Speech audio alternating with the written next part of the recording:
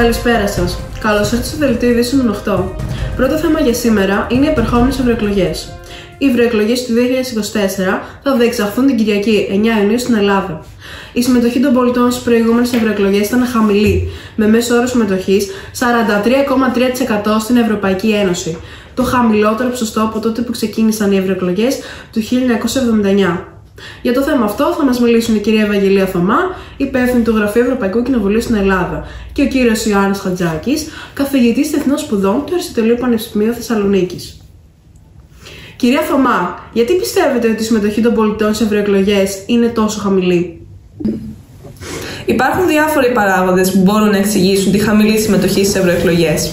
Ένας παράγοντας είναι η απογοήτευση των πολιτών με την Ευρωπαϊκή Ένωση. Πολλοί πολίτες πιστεύουν ότι η Ευρωπαϊκή Ένωση δεν είναι αποτελεσματική ή ότι δεν τους αντιπροσωπεύει.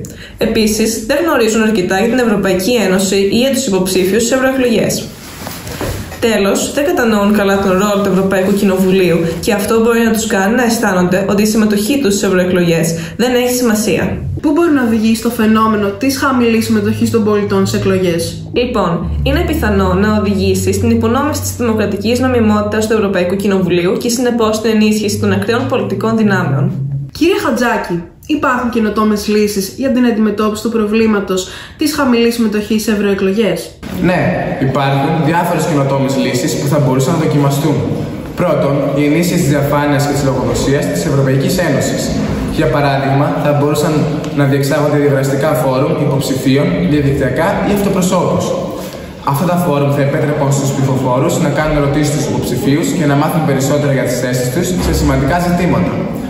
Δεύτερον, η ψηφοφορία μέσω διαδικτύου επιτρέπει στους ψηφοφόρους να ασκούν το δικαίωμά τους από την άνεση του σπιτιού τους, καθιστώντας τη ψηφοφορία πιο βολική και προσβάσιμη.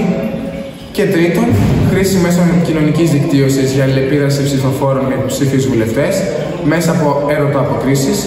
Αυτό θα βοηθήσει στην δημιουργία ενός πιο ενημερωμένου και ενεργού εκλογικού σώματος.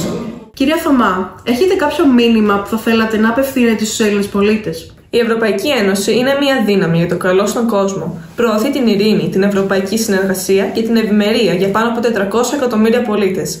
Αλλά για να συνεχίσει να είναι αποτελεσματική, χρειάζεται τη συμμετοχή όλων μας. Οι εκλογές είναι η δύναμή μας. Είναι η ευκαιρία μας να διαμορφώσουμε το μέλλον της Ευρώπης. Ας ψηφίσουμε και ας κάνουμε τη φωνή μας να ακουστεί. Ευχαριστούμε πολύ, κυρία Θωμά και κύριε Χατζάκη.